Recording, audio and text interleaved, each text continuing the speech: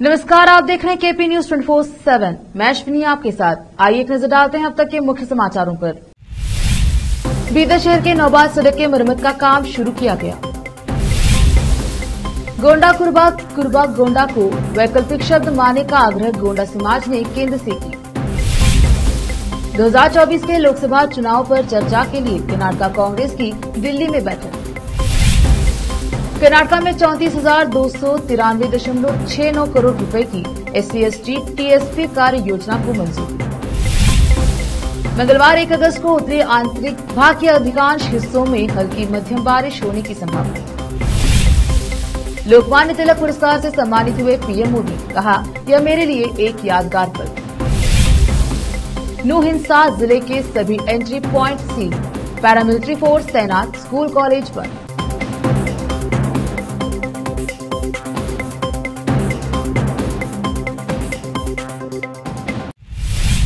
समाचारों का सिलसिला शुरू करते हुए देखते हैं समाचार विस्तार से। पहले समाचार स्थानीय। बीदर शहर की नौबाद सड़क पिछले कई महीनों से जर्जर हालत में थी। हालांकि यह सड़क भालकी और हुमनाबाद को जोड़ने वाली सड़क है, जिस पर बड़े वाहनों का अधिक संचालन है। प्रतापनगर क्षेत्र में रहे RTO ऑफिस के सम्मुख यह सड़क बहुत ही खस्ता हालत में है। इसके कारण कुछ छोटे मोटे हादसे भी होते रहते हैं। ऐसे में अब जाके विभाग द्वारा सड़क की मरम्मत की जा रही है। इस सड़क पर बड़े बड़े गड्ढे हो गए थे, जो बारिश के समय पानी भरने से नजर नहीं आते थे, जिससे यातायात में अधिक कठिनाई हो रही थी। इस सड़क की मरम्मत का काम जोरों शोरों से चल रहा है। कैमरामैन संतोष का कवरेज। पूर्व मंत्री बंडप्पा खाशमपुर विधान परिषद के सदस्य रघुनाथ राव मलकापुरे और गौड़ समुदाय के नेता मल्लप्पा अड़सारे के नेतृत्व में एक प्रतिनिधि मंडल ने केंद्र सरकार से गोंडा कुरबा और कुरबा गोंडा को 2 वैकल्पिक शब्द मानने का आदेश जारी करने का अनुरोध किया है। मंगलवार सुबह नई दिल्ली में केंद्रीय मंत्री भगवंत खुबा और प्रहलाद जोशी से मिले प्रतिनिधि मंडल ने कहा कि कल्याण कर्नाटक के बीदर, कलबुर्गी और यादगीर जिलों में गोंड समुदाय को गोंड कुरबा, कुरबा गोंड के नाम से जाना जाता है। इसीलिए अनुरोध किया गया है कि गोंडा कुरबा, कुरबा गोंडा को एक ही माना जाए। बीदर, कलबुर्गी, यादगिरी जिले में गोंड समुदाय के लोग हैं और कुछ स्थानों पर उन्हें गोंड कुरबा कहा जाता है। फिर भी कुछ स्थानों पर इसे कुरबा गोंड कहा जाता है। दोनों गोंड समाज के पर्यायवाची शब्द हैं। इस मामले को लेकर गोंड समुदाय का प्रतिनिधि मंडल पहले ही कर्नाटक सरकार और केंद्र सरकार को कई अनुरोध सौंप चुका है, लेकिन सरकार ने अभी तक इस संबंध में कोई आदेश जारी नहीं किया है। गोंड समाज के एक प्रतिनिधि मंडल ने केंद्रीय मंत्री को पत्र देकर कहा कि हमारे अनुरोध पर गंभीरता से विचार करते हुए इसे 2 वैकल्पिक शब्द मानकर हमारी ओर से भ्रम को दूर करने के लिए शीघ्र आदेश जारी किया जाए। इस अवसर पर बोलने वाले प्रतिनिधि मंडल के सदस्यों को विश्वास है कि केंद्र सरकार हमारा अनुरोध स्वीकार करेगी। मंत्री की ओर से सकारात्मक प्रतिक्रिया। उन्होंने भरोसा जताया कि जल्द से जल्द आदेश आने की संभावना है। विशेष संवाददाता की रिपोर्ट। आज हुमनाबाद नगरपालिका में सूचना का अधिकार एवं सामाजिक कार्यकर्ता मंच तालुका इकाई की ओर से जन समस्याओं के शीघ्र समाधान करने का अनुरोध किया गया। सभी नगर निगम कर्मचारियों को ID कार्ड पहनना चाहिए और उनका नाम और duty name plate staff table पर लगाया जाना चाहिए। लोक निर्माण समय का बोर्ड लगाया जाए। जनता से प्राप्त प्रत्येक आवेदन को एक सीरियल नंबर दिया जाना चाहिए और सीरियल नंबर के माध्यम से संसाधित किया जाना चाहिए। कर्मचारी अपने इच्छित लोगों का काम तो जल्द कर रहे हैं, लेकिन जनता के काम में देरी कर रहे हैं। इसलिए जनता के आवेदन क्रम संख्या के अनुसार लिए जाने चाहिए। साथ ही हुमनाबाद शहर की सड़कों और नहरों की मरम्मत की जानी चाहिए, यथाशीघ्र किया जाए। ऐसे कई मुद्दों पर सूचना का अधिकार एवं सामाजिक कार्यकर्ता मंच की तालुका इकाई की ओर से नगर निगम कर्मचारियों को एक याचिका सौंपी गई थी। कैमरामैन संतोष का कवरेज। अब समाचार राज्य के। बुधवार को नई दिल्ली में मुख्यमंत्री सिद्धरामैया और मंत्रियों सहित कर्नाटक के प्रमुख नेताओं के साथ कांग्रेस आलाकमान की बैठक का मुख्य एजेंडा 2024 के लोकसभा चुनाव पर चर्चा करना है। सूत्रों ने कहा कि वरिष्ठ नेता राहुल गांधी और AICC अध्यक्ष मल्लिकार्जुन खड़गे राज्य के नेताओं के साथ महत्वपूर्ण चुनावों के लिए रणनीतियों पर चर्चा कर सकते हैं, जिसमें जेडीएस के भाजपा के साथ गठबंधन करने की स्थिति में एक योजना भी शामिल है। आलाकमान ने पूर्व मुख्यमंत्री जगदीश शेट्टार और पूर्व उप मुख्यमंत्री लक्ष्मण सावदी को भी बुलाया है, जो विधानसभा चुनाव से ठीक पहले भाजपा से कांग्रेस में शामिल हुए थे। क्योंकि वे कर्नाटक की 28 लोकसभा सीटों में से लक्षित 20 सीटें जीतने के लिए महत्वपूर्ण इनपुट प्रदान कर सकते थे। पीडब्ल्यूडी मंत्री सतीश जारकिहोली ने कहा कि राज्य के नेताओं से संसदीय चुनाव के लिए उम्मीदवारों का प्रस्ताव देने के लिए कहा जाएगा। उन्होंने कहा कि कर्नाटक प्रदेश कांग्रेस कमेटी के कार्यकारी अध्यक्षों में बदलाव और पूर्णकालिक सचिव की नियुक्ति पर भी चर्चा की जाएगी। लोकसभा चुनाव के लिए मंत्रियों को मैदान में उतारने पर अभी तक पार्टी फोरम में चर्चा नहीं हुई है। अगर आलाकमान फैसला करता है तो हमें चुनाव लड़ना होगा, जैसे कि मैंने बेलगावी लोकसभा उपचुनाव के दौरान किया था। हालांकि उन्होंने आलाकमान द्वारा कुछ विधायकों, खासकर आलंद विधायक बीआर पाटिल के बीच मंत्रियों के खिलाफ असंतोष पर चर्चा करने से इनकार कर दिया। उन्हें चोट लग सकती है, लेकिन हम चीजें ठीक कर देंगे। राजनीति स्थिर पानी नहीं है और असंतुष्टों को मानना एक नियमित प्रक्रिया है। श्रम मंत्री संतोष लाड, जो हुबली में थे, उन्होंने भी कहा कि आलाकमान विधायकों के बीच असंतोष पर चर्चा नहीं कर सकता है। उन्होंने कहा है कि इसके बजाय चर्चा पार्टी के संगठन, नीति और संसदीय चुनाव पर होगी। 2023-24 के लिए अनुसूचित जाति उप योजना SC, SP और जनजातीय उप योजना TSP के लिए 34,293.69 करोड़ रुपए की कार्य योजना को सोमवार को मंजूरी दे दी गई। अनुसूचित जाति अनुसूचित जनजाति विकास परिषद की बैठक की अध्यक्षता करने वाले मुख्यमंत्री सिद्धरामैया ने अधिकारियों को SC, SP और TSP अनुदान का उचित उपयोग करने में विफल रहने पर कड़ी कार्यवाही की चेतावनी दी। सीएम ने विभागों को अनुदान के उपयोग की प्रभावशीलता का मूल्यांकन करने और लाभार्थियों पर प्रभाव के साथ एक रिपोर्ट प्रस्तुत करने का निर्देश दिया। सिद्धरामैया ने कहा कि सीएम के रूप में अपने पिछले कार्यकाल के दौरान उन्होंने अनुसूचित जाति और अनुसूचित जनजाति के व्यापक विकास के लिए कर्नाटक अनुसूचित जाति उप आवंटन और जनजातीय उप आवंटन अधिनियम 2013 और नियम 2017 लागू किया था।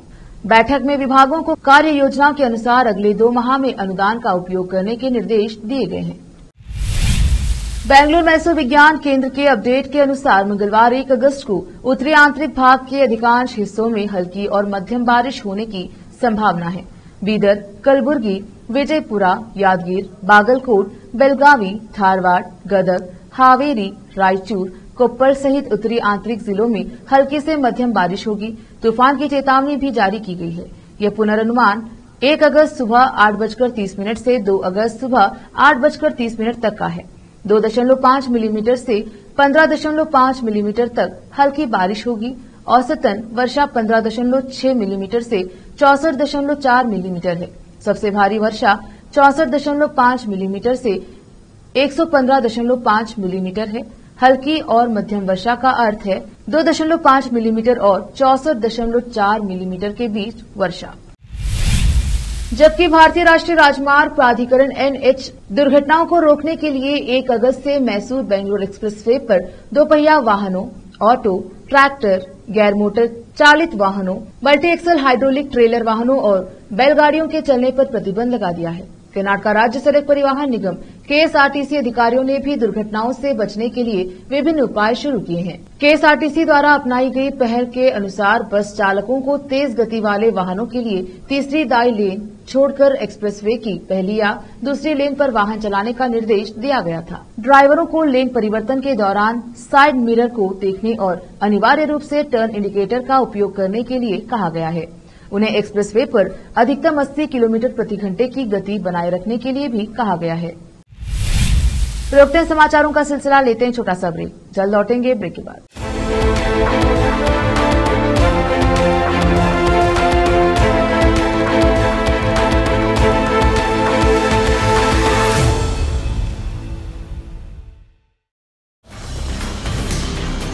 हिंदुस्तान के हर कोने में हम हैं मौजूद।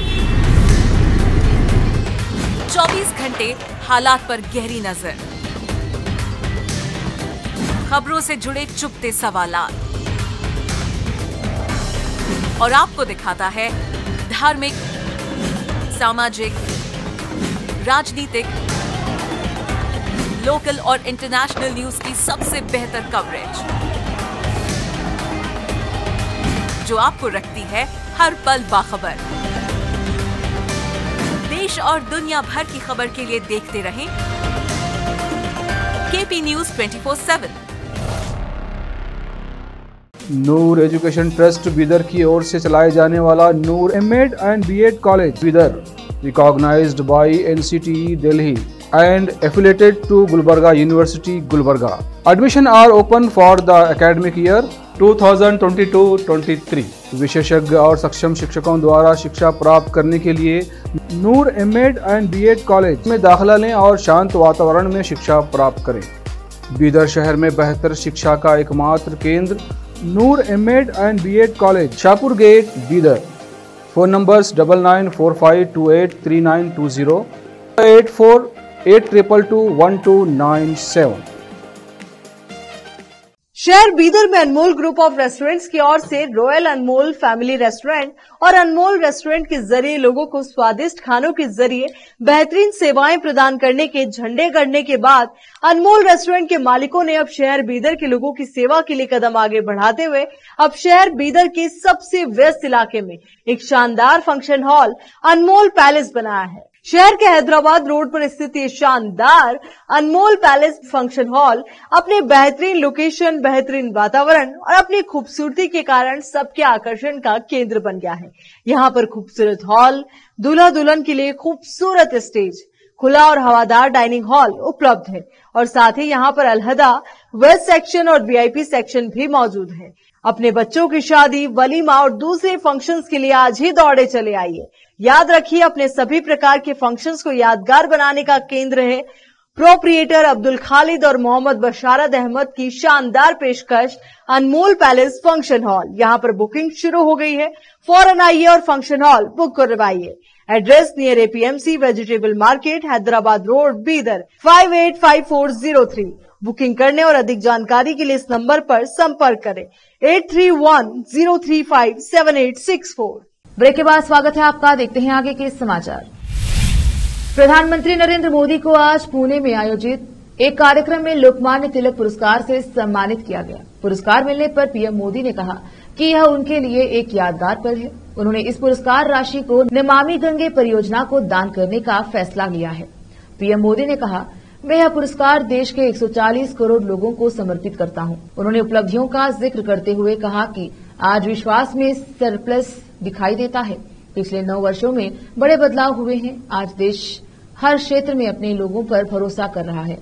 उन्होंने कहा कि आज भारत आत्मनिर्भर हो रहा है।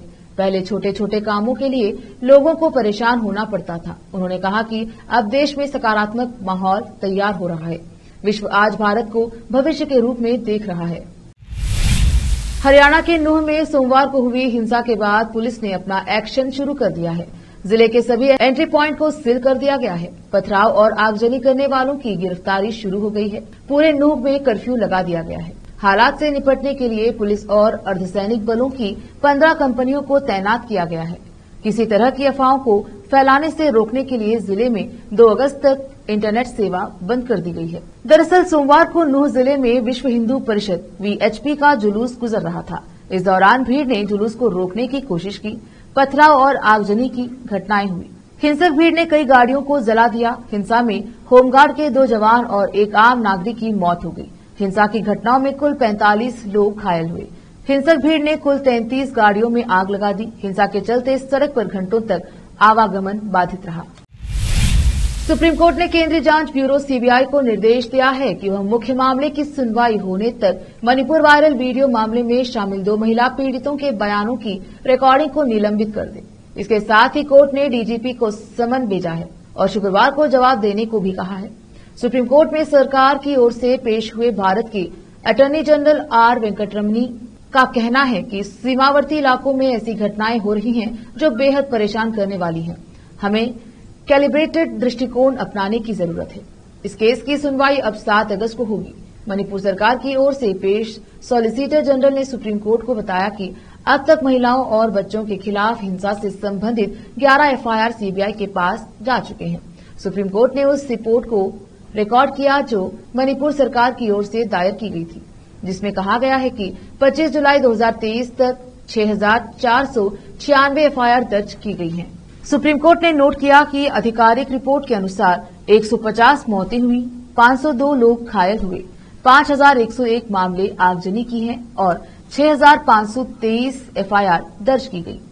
252 लोगों को एफआईआर में गिरफ्तार किया जा चुका है और 1247 लोगों को निवारक उपायों के तहत गिरफ्तार किया गया। स्टेट रिपोर्ट्स में कहा गया है कि 11 एफआईआर के सिलसिले में 7 गिरफ्तारियां की गई हैं। कहा गया है कि एक किशोर सहित 7 आरोपियों को गिरफ्तार किया गया। सॉलिसिटर जनरल ने सुप्रीम कोर्ट को बताया कि दोषियों पर शीघ्र मामला दर्ज करने के लिए एफआईआर को सीबीआई को स्थानांतरित कर दिया गया है।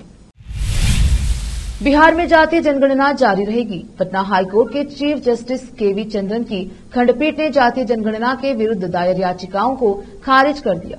बता दें कि पिछले साल नीतीश कुमार की कैबिनेट ने जातीय जनगणना को मंजूरी दी थी, जिसके बाद राज्य जातीय जनगणना का काम भी शुरू हो गया था, लेकिन बाद में अदालत के आदेश के बाद इसे रोकना पड़ा।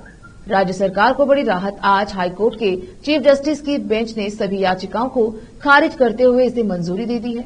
हाईकोर्ट के इस फैसले से राज्य सरकार को बड़ी राहत मिली है। वहीं इस मामले के याचिकाकर्ता अब सुप्रीम कोर्ट जाने की तैयारी भी कर रहे हैं। जातिगत जनगणना कराने की नीतीश सरकार के फैसले के खिलाफ हाईकोर्ट में कुल 6 याचिकाएं दाखिल की गई थी। इनमें सरकार द्वारा जातिगत जनगणना कराए जाने का विरोध करते हुए इन पर रोक लगाने की मांग की गई थी। वहीं इसके जवाब में सरकार का कहना था कि इस जनगणना से सरकारी योजनाओं का लाभ उठाने वालों का एक सही आंकड़ा सामने आएगा। अब देखते हैं समाचार विदेश के। रूस और यूक्रेन के बीच जंग को 1.5 साल होने आ गए हैं, लेकिन जंग का कोई हल निकलता नजर नहीं आ रहा है। जंग में एक बात जरूर बदल रही है, वो एक कि अब यूक्रेन भी लगातार हमलावर होता जा रहा है। यूक्रेन ने हाल के समय में राजधानी मॉस्को पर लगातार ड्रोन हमले किए हैं। पहली बार कुछ महीने पहले क्रेमलिन पर पहली बार यूक्रेन की ओर से बड़ा ड्रोन हमला किया गया था, जिस पर रूस ने कड़ा ऐतराज जताया था और फिर पलटवार किया था। लेकिन इसके बाद यूक्रेन लगातार ड्रोन हमले कर रहा है। इस कड़ी में एक बार फिर राजधानी मॉस्को पर बड़ा ड्रोन हमला किया गया है। 3 दिन में यह दूसरा बड़ा ड्रोन अटैक है। पिछली बार की तरह एक ड्रोन ने उसी टावर में उड़ान भरी थी। इससे पहले शनिवार रात को मॉस्को की एक सरकारी इमारत को निशाना बनाया गया। रूसी मीडिया ने दावा किया था कि हमला रात के समय किया गया, जिसकी जड़ में 2 सरकारी बिल्डिंग आ गई। इस हमले के बाद रूस ने मॉस्को के वनुकोवो हवाई अड्डा को बंद करवा दिया। यहां से उड़ान भरने और लैंड होने वाली फ्लाइट्स को रीडायरेक्ट कर दिया गया।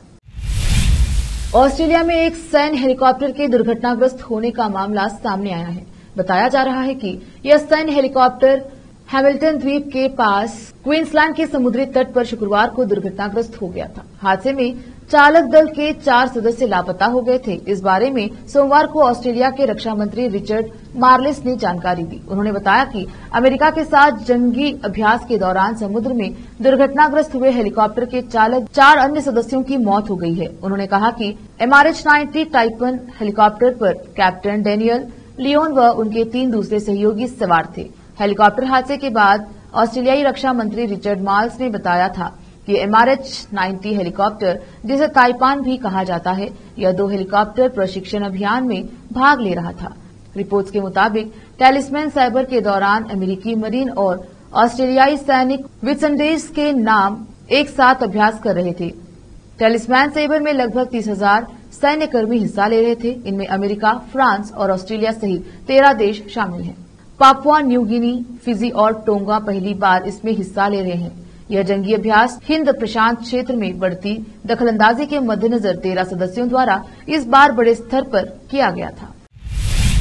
एक नजर फिल्मों के समाचारों पर। शाहरुख खान ने अपनी आगामी फिल्म के लिए एक ऐसा काम किया है जिसे करने में कोई नया एक्टर भी घबराएगा। उन्होंने फिल्म के एक गाने के लिए जी जान से मेहनत की है। अब समाचार खेल जगत। एशिया कप के लिए टीम इंडिया की प्लेइंग 11 तय। रविंद्र जडेजा ने खोला अंदर का राज। आखिर में समाचार बाजार की। डोलो और सेरिडॉन जैसी 300 दवाओं के पैक पर आज से QR कोड अनिवार्य। फिर से एक नजर आज की सुर्खियों पर। बीदर शहर के नौबाद सड़क के मरम्मत का काम शुरू किया गया। गोंडा कुरबा गोंडा को वैकल्पिक शब्द मानने का आग्रह गोंडा समाज ने केंद्र से की। 2024 के लोकसभा चुनाव पर चर्चा के लिए कर्नाटक कांग्रेस की दिल्ली में बैठक। कर्नाटक में 34,293.69 करोड़ रुपए की SC/ST TSP कार्य योजना को मंजूरी। मंगलवार 1 अगस्त को उत्तरी आंतरिक भाग के अधिकांश हिस्सों में हल्की मध्यम बारिश होने की संभावना। लोकमान्य तिलक पुरस्कार से सम्मानित हुए पीएम मोदी, कहा यह मेरे लिए एक यादगार पल। नू हिंसा, जिले के सभी entry point seal, paramilitary force तैनात, स्कूल कॉलेज पर।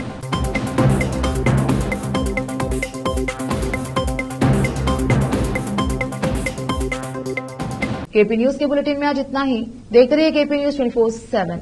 धन्यवाद।